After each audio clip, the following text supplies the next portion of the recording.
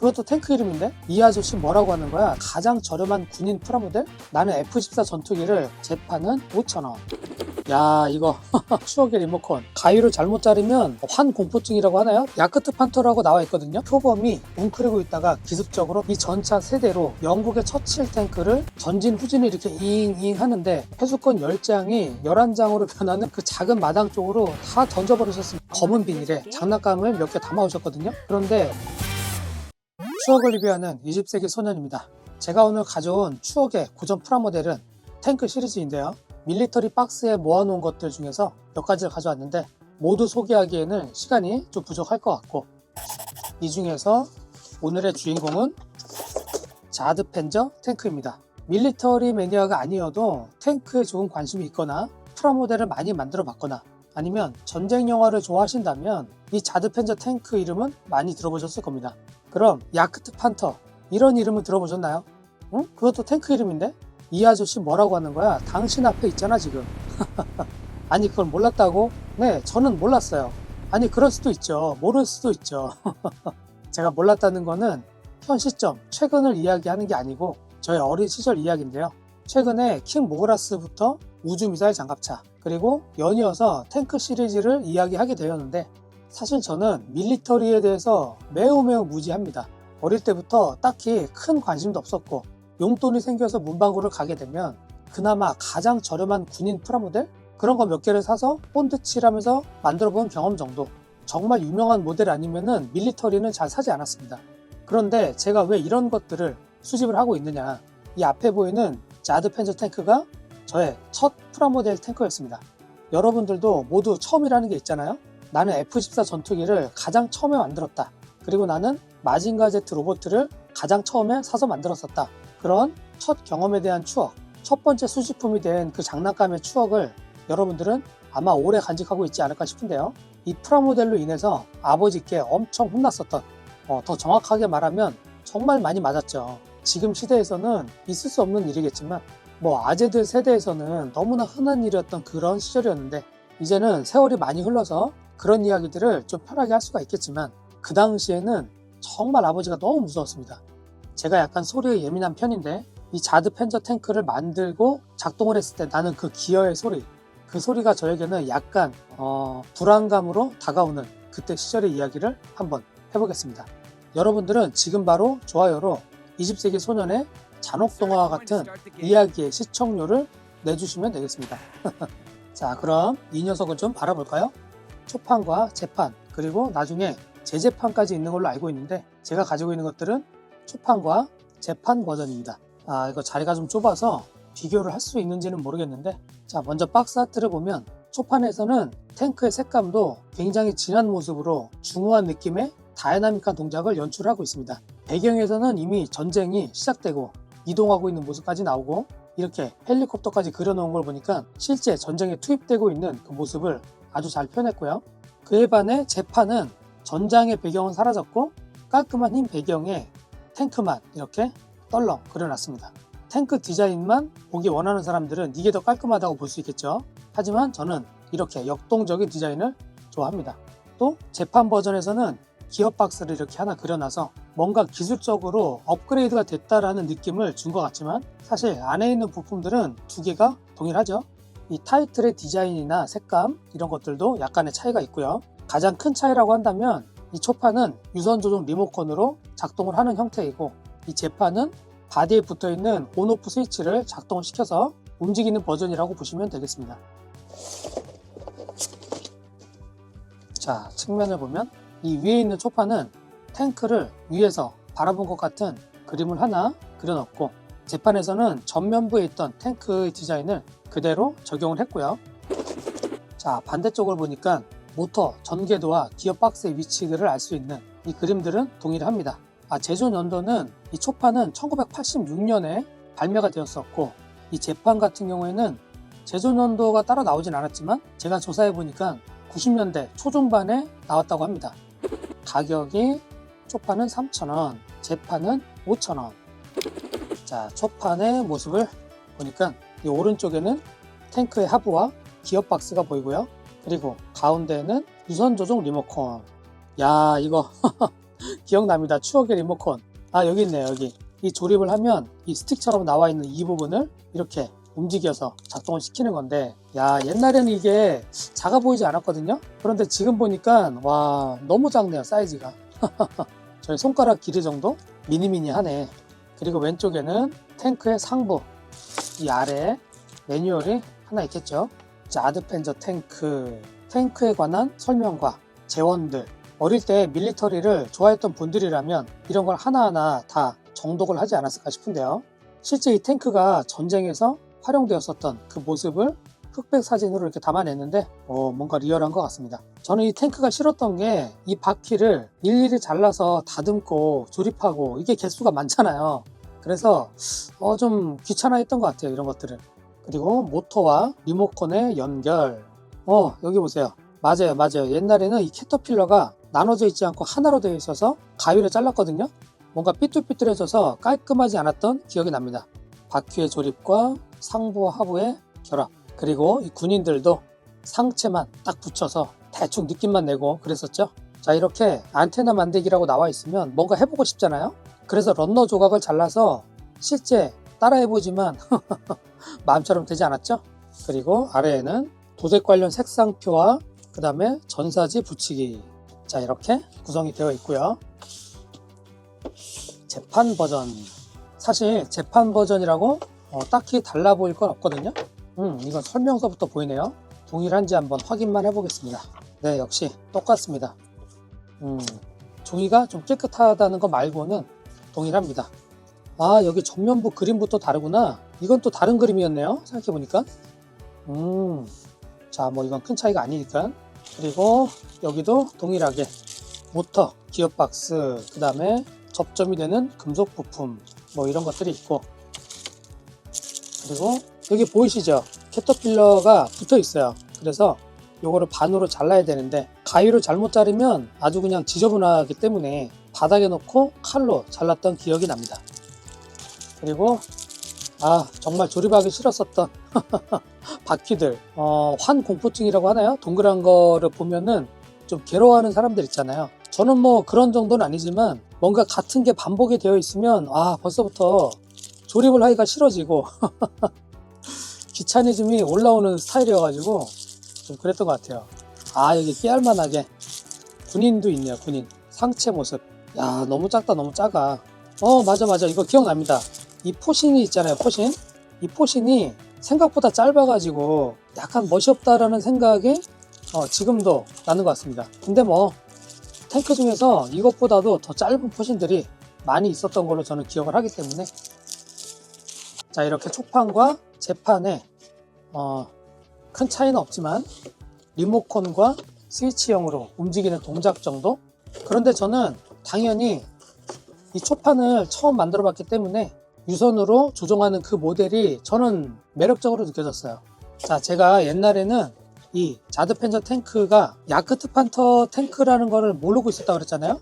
그거를 언제 알았냐면은 저기 뒤에 보이는 저기 뒤에 보면은 잠깐 가져가 볼까요? 자, 추억의 팬더 공작 시리즈인데 오늘 제가 이거를 소개할 건 아니지만 이 아래에 있는 거 이거 아시죠? 롬멜. 이 롬멜 탱크도 야크트 판터라고 나와 있거든요. 그래서 저는 이 탱크가 롬멜, 야크트 판터 그 이름을 가졌구나 생각을 하고 얘는 그냥 아드벤처 탱크라고 생각을 한 거예요. 옛날에는 뭐 영어를 많이 알지도 못했으니까 그냥 그러려니 했는데, 자, 아까 보여드렸던 탱크 중에서 자, 여기 보이시죠? 롬멜. 이것도 결국 아드벤처 탱크잖아요. 그죠? 그런데 한글로 보면 롬멜 습격 포전차. 그래서 얘는 롬멜이구나. 그냥 그렇게만 알고 지낸 거죠. 이해되시죠? 뭐 그때 탱크에 관심이 많은 친구들이라면 이런 스토리들이나 글을 잘 읽어보면서 얘는 독일군 전차고 얘는 뭐 초기형이고 뭐 그런 식으로 이야기를 전개할 수 있을 정도로 그쪽에 깊이 파는 친구들이 있긴 했지만 저는 뭐 그냥 얘는 아드벤처 탱크구나 그렇게 인식을 하던 시절이었습니다. 자, 이런 팬더 공작 시리즈도 제가 조만간 일정을 잡아서 한번 쭉 살펴보도록 하겠습니다. 어쨌든 이 아드벤처 탱크라는 이 이름이 독일식 발음으로 야크트 판터라고 하는데 이 앞에 있는 야크트, 요거는 사냥이라는 뜻이고 펜서, 이건 표범이죠. 그래서 표범이 웅크리고 있다가 기습적으로 사냥을 한다, 그런 뜻의 의미로 이 탱크의 모양을 보면은 그게 딱 맞아 떨어지긴 합니다. 위에 포탑이 없잖아요. 그래서 높이가 전고가 낮기 때문에 매복을 했다가 기습을 할 수 있는 아주 좋은 기동성을 가졌고요. 1944년 노르망디 전쟁에서 이 전차 세대로 영국의 처칠 탱크를 2분 만에 11대를 격파했다고 합니다. 와, 그렇게 또 자료를 보니까 이 녀석이 뭔가 대단해 보이긴 하네요. 그런데 한 가지 단점이라고 한다면 이게 포탑이 없으니까 다른 방향에서 탱크가 나타나면 탱크를 빨리 회전을 시켜서 그 타겟을 잡아야 되는데 그게 느리다 보니까 분명히 한계점은 있겠죠. 자, 여기까지가 제가 아는 잔지식과 더불어서 자료를 좀 찾아본 결과 정도가 되겠고요. 그 외의 부분은 다른 밀리터리 전문가분들께서 댓글로 보강을 좀 해주시면 좋겠습니다. 이게 초판이 나올 당시에는 1980년대 중반인데 그때는 제가 국딩이었고 중학교 1학년 정도 되었을 때 용돈을 조금씩 받기 시작했거든요. 그런데 용돈이 500원 정도 생기면 당연히 로봇을 사야죠. 멋진 로봇들이 그렇게 많은데 굳이 이런 탱크를 살 필요가 저는 없었다고 생각을 했거든요. 그런데 문제는 늘 다른 데 있었습니다. 오랜만에 등장하는 그 이름, 귀나미. 우리 귀나미는 집에 없는 게 없어요. 어느 날 귀나미네 집에 가니까 그 녀석이 이 탱크를 가지고 놀고 있었습니다. 아까 보여드렸던 그 청록색의 조그만 리모컨으로 전진 후진을 이렇게 잉잉 하는데, 야, 또 그게 이상하게 멋지게 보이는 거예요. 사실 탱크 스타일은 좀 멋이 없었는데 그 녀석이 리모컨을 조종하면서, 아 참, 선도 짧잖아요. 선도 굉장히 짧은데 그 전진을 하면서 자기도 같이 따라가고 그리고 후진하면 자기도 뒤로 같이 오고, 약간 그게 좀 어설퍼 보이기도 했지만 나의 친구 귀나미가 그걸 만지작거리는 걸 보니까 또 뭔가 시샘이 발동을 한 거죠. 평소에는 관심도 없었던 게 왜 그 녀석이 가지고 놀면은 저도 갖고 싶은 건지 참 희한해요. 그죠? 그때부터 머리를 엄청 굴리기 시작했습니다. 내가 이걸 사려면 어떻게 해야 되지? 당시 국딩, 중딩이 돈이 어디 있습니까? 다들 한 번씩은 해봤다는 그 회수권 깡부터 시작했는데 뭔지 아시죠? 회수권 10장이 11장으로 변하는 마법, 그리고 가장 목돈을 받을 수 있는 방법, 정말 급전이 필요한 경우에만 그 스킬을 사용했는데 참고서 동화전과 이런 걸 잃어버렸다고 부모님께 거짓말해서 돈을 한 번 더 받아내는 식으로 욕망은 욕심을 부르게 되고 우리 마음씨 좋은 어머니께서는 저를 의심을 하는 것처럼 물어보시다가도 제가 확신에 찬 말투와 표정으로 말을 하면은 그래도 없는 돈을 주시곤 했거든요. 야, 그런데 제가 부모가 돼 보니까 그걸 모르는 부모님은 사실은 거의 없습니다. 자식이 어떤 거짓말을 해도 다 티가 나거든요. 그냥 알고 주시는 거죠. 그런데 어느 날 저녁에 아버지께서 부르셨습니다. 저는 영문도 모르고 아버님과 대면해서 앉아 있었고 아버지께서는 너 엄마한테 참고서 산다고 한 거 어디 있냐? 그렇게 물어보셨습니다. 사실 부모님께서는 늘 장사만 하시느라고 바쁘셔가지고 갑자기 그런 걸 물어보실 줄은 전혀 몰랐거든요. 아마 제가 말도 버벅거리고 분명히 얼굴도 빨개졌을 거예요. 그러시더니 그 돈으로 뭐 했냐고 물어보셨을 때 저는 이미 직감했습니다.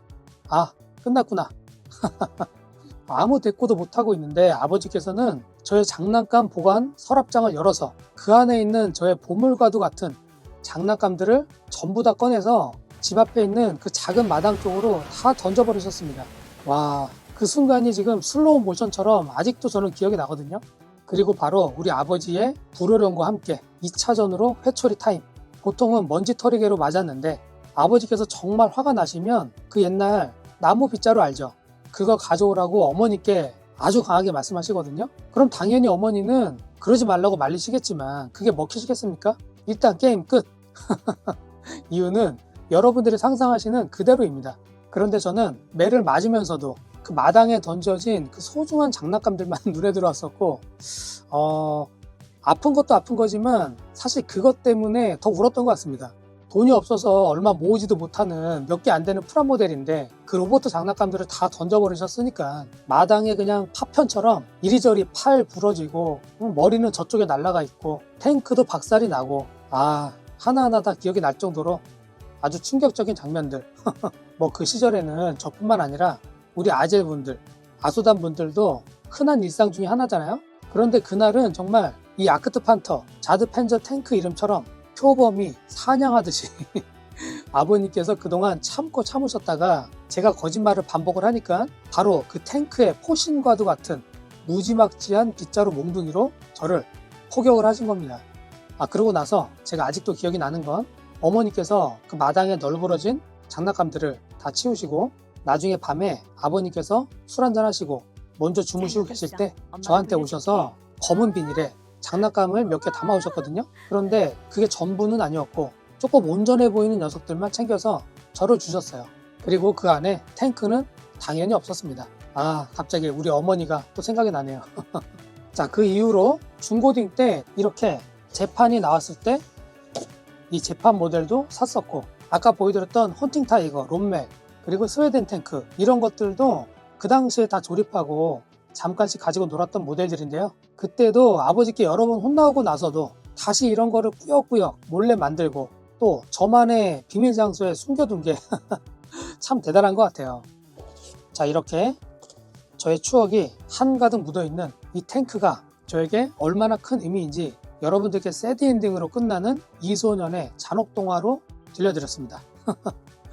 그 당시에는 다들 이소년과 비슷한 삶을 사셨으니까 사실 잔혹동화라고 할 것도 없긴 하죠. 모두가 다 그렇게 살았잖아요. 아닌가? 저만 그랬나요? 제가 대학교에 진학을 하고 나서는 프라모델이나 장난감에 대해서 관심이 자연스럽게 줄어들었던 것 같은데, 이렇게 오랜 세월이 흐르고 나서 아재가 되고 부모가 되었는데도 결국 이 오래된 장난감들이나 만화책, 옛날 음반, 각종 게임, 굿즈 이런 것들을 다시 사 모으고 있는 저의 모습이나 또 여러분들을 보면 우리 모두가 피터팬 컴플렉스를 안고 살아가는 게 아닌가 그런 생각도 듭니다. 그래서 이소년의 추억 메모는 그리운 시절을 회상하기 위해 어린 시절의 장난감을 찾는 우리들, 어쩌면 우리가 원하는 건 이 장난감이 아니라 그 시절의 나의 모습을 다시 보고 싶은 건 아닐까요? 저의 경우가 그런 것 같더라고요. 옛날 어릴 때의 모습을 마주하면서 그때 허전함을 조금 달래주거나 그 결핍을 조금 채우고 싶은 마음 때문에 이렇게 추억의 장난감들을 수집을 하게 되는 것 같습니다. 그리고 여러분들이 하나둘씩 수집했었던 그 소중한 장난감에 담긴 이야기들을 함께 나누는 것만으로도 그 허전함이 채워지기도 하니까요. 오늘 보여드렸던 탱크, 프라모델 이야기들도 좋고 또 저와 비슷한 어릴 적 추억 이야기들도 괜찮습니다. 짧게라도 댓글로 나눠주시고 좋아요 잊지 마시고 이소년의 채널에 처음 오신 분들은 구독과 알림 설정으로 고전 소지품들에 담긴 추억 이야기들을 함께 나눠가면 좋겠습니다. 그리고 아까 잠깐 보여드렸던 이 헌팅 타이거 탱크가 제가 유튜브 채널 초반에 이 둘 중에 하나를 이벤트로 준비했었는데 그때는 구독자가 너무 없어서 관심들도 없었고 그리고 적극적인 참여가 없었기 때문에 이 하나가 주인을 못 찾고 장식장에 제가 그대로 꼽아놨었거든요. 이런 걸 좋아하시는 분들이 좀 많아지면은 제가 나중에 이것도 구독자 이벤트로 활용할 수 있도록 한번 준비해 보겠습니다. 자, 그럼 저는 또 다른 수집품들을 들고 곧 돌아오겠습니다.